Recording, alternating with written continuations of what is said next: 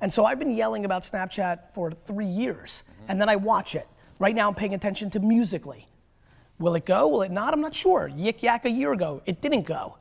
But Twitter did, and that's why I invested. And Tumblr did, and that's why I invested. And so the reason I started the YouTube show less than a year after YouTube came out was I believed in 2006 that that's where people's attention was gonna go. Right. Ty, when you got set up here, like this is 20 years ago, 15, 10 years Right. ago. Yeah, you couldn't Tons do of any of money. this. We didn't have all that, this fucking Amazon tripod, triple fucking screen. Like this cost hundreds of thousands of dollars. The distribution of all this cost millions of dollars. Right. We're living through the biggest technology shift and culture shift of our time. And so I think the principles are pretty pure. It's self-awareness. I think it's work ethic. I truly think that I outwork, I think a lot of people are as talented as I am. I think I outwork them. So it matters. Everybody's watching who's gonna say, well, Gary, what about working smart? Cool, me too. Now what, dick? Right? Like, I'm working smart and hard. Right, if you so have now two people what? working Yeah, hard exactly. and So- smart, it's the person who works the and then hardest. and then I think being driven by something bigger. So for me, it's gratitude. I was born in the Soviet Union. I had nothing. I got lucky. And that's what it's, I know a lot of my friends who watch me work hard for 20 years hate when I say I'm lucky, but it's true. I was born in a communist country. During that little one window when I was a kid, America was able to make a deal with Russia and get some people out. I was part of that. And I went from the place where entrepreneurship was the worst to a place where it's the best. I'm grateful for that. And so that drives me as well. Yeah, and I would say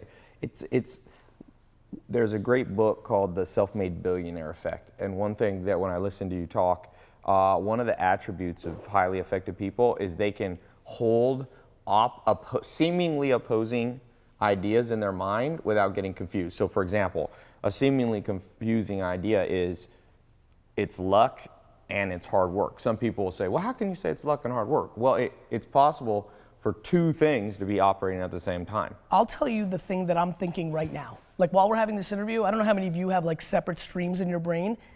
As I'm focused on listening and making sure I answer the questions and doing our thing, I'm thinking, okay, Ty and I haven't integrated a whole lot. There's a ton of fucking people watching me for the first time.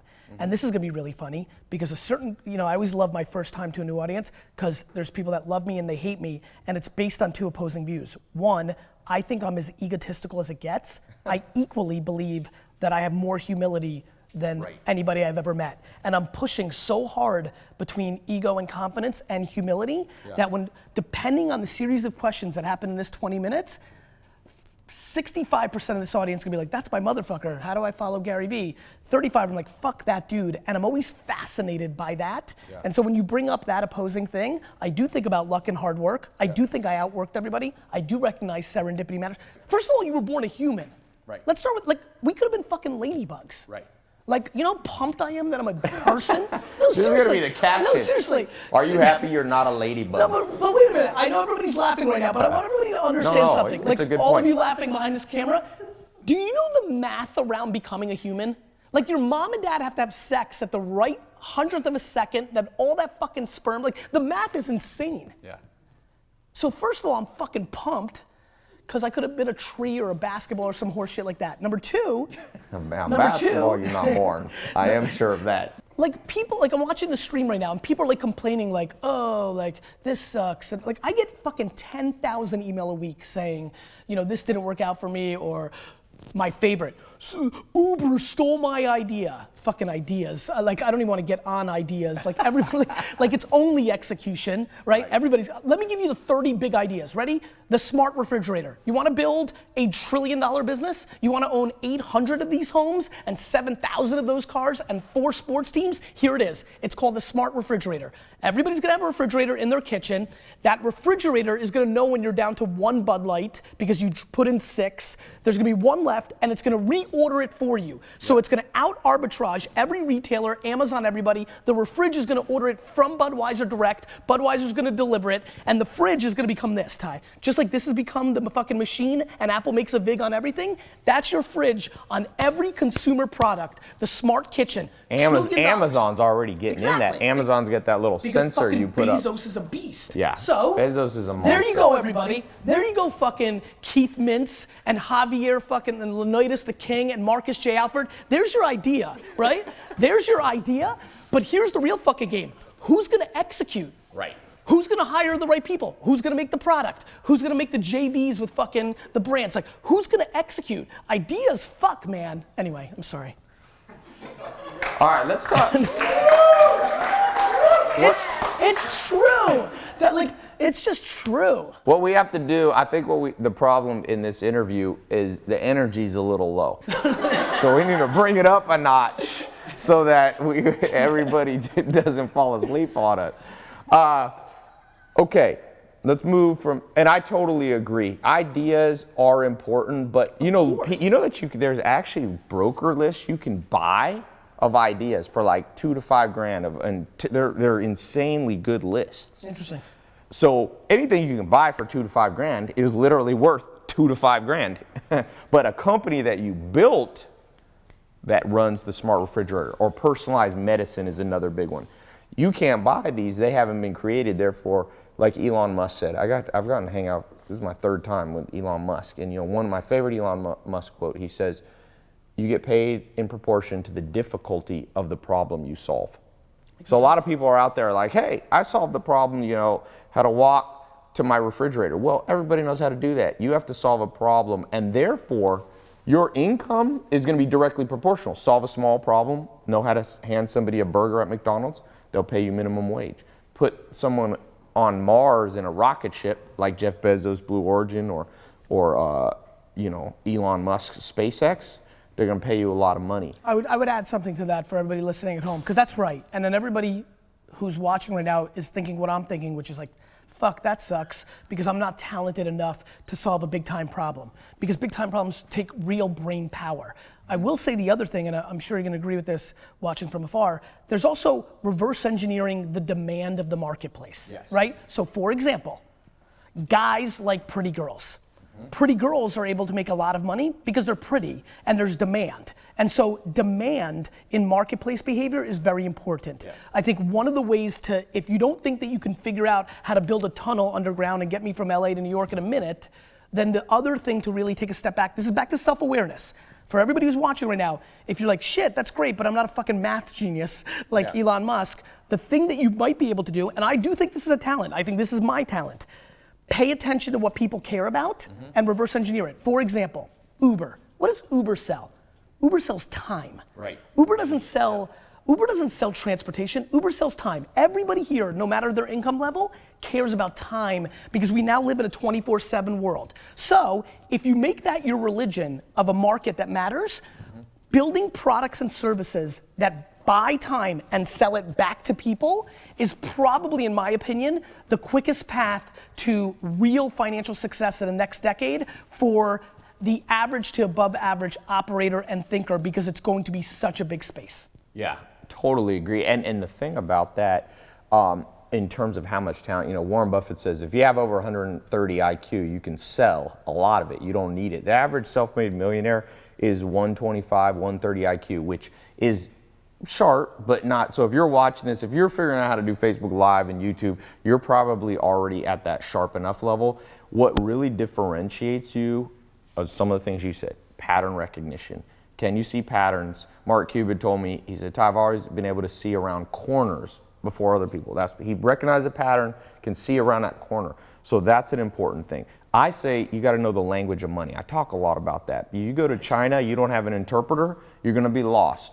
In the game of making money, you need to understand what debentures are. And people go, oh, that's a lot of syllables, debentures, And I say, well, do you know Kim Kardashian? Because Kardashian, this is 4 syllables. And so we live in a society where people know big words. People are much sharper. IQs have gone up. It's a myth that we're getting dumber. You know why? But we're not using it in the right way. IQ's been commoditized. Right. What do you want to know? Google. Who's the 19th president of all the United States? This old fucker. What's this? All information is here. To me, we're about to live through a generation of EQ that is going to be so disproportionately valuable because information has been commoditized to some level. Now, what's interesting about readers like yourself, contextualizing, communicating it, consuming it and regurgitating into new packages, that's the holy grail. You're gonna live on that, other people are gonna live on that. To me, people need to bet on their strengths. They need to figure out what is the one, you know what? Let's make this practical. I know we have to wrap up soon. Forget about the promotion of the book. I want to get this off. Find the 5 people that are closest to you in the world. Brother, sister, your homie that you grew up with. Spend a week, not 5 minutes, spend a week making them feel safe for the question you're about to ask them, which is, tell me what I'm good at and tell me what I'm bad at. The 5 closest people to you are not gonna wanna tell you the truth. Like, people that really love you don't wanna tell you the truth, which is why nobody can scale self-awareness, because nobody's gonna tell you to your fucking face, actually, I think you're a piece of shit. Right. Like, your mom's not gonna say that, right? So, spend a week or 2 weeks making those 5 people very safe and tell them, listen, this is what I want. I know that it might cause some friction for a week or 2 with us, but I'll get over it, and then we'll be in a great place. Because if you're able to hear, and this is such an important part of being an entrepreneur, I think, and I'm curious to take your take, I think I'm a great entrepreneur because I only see half glass full, and I'm only optimistic. Like, I have 37 fucking fires and headaches right now.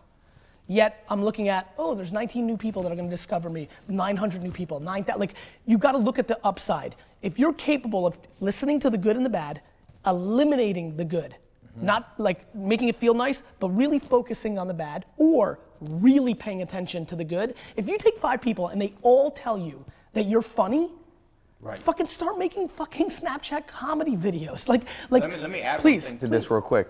One of the things that I tell people, I call it your Eulerian destiny, like how to figure out what you should do with your life. And Nietzsche, the philosopher, said the same thing you're saying. He said, you know, the mind is an impregnable fortress. And he said, you find out about yourself through friends. And he added one more that I always tell people, enemies. What your enemy, you know, I once had a guy that didn't like me, a business guy. We were gonna do a deal and it fell through for whatever reason. And he said to me, he said, Ty, I don't like you. I don't like that dude, but he knows how to read. And so he gave me that. And because of that, I can rest assured, when your enemies are like, I'm gonna give you this, that's when you know that's some Ty, advantage you have. That's funny you said that. And I'm gonna miss my flight, and I don't give a fuck because I gotta say this. No, we're gonna Listen, get don't you worry, on your don't worry. flight. Matt, I hope you're not watching. We're sending Beverly Hills cops in front of you to just clear the way.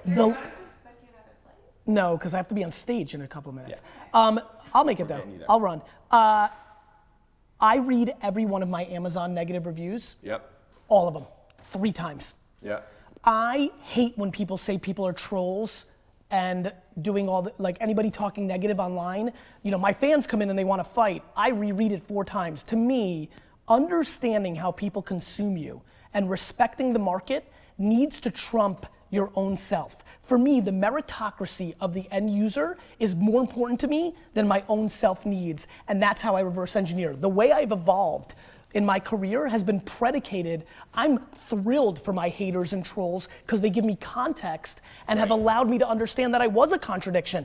10 years ago, when you say that comment, opposing views, it would have flew over my head. Yeah. Now I've lived it. Yeah. Now I get it. Look, if the first time you ever saw me, I go on stage and I say, you all suck and I'm the best, you know, I get it.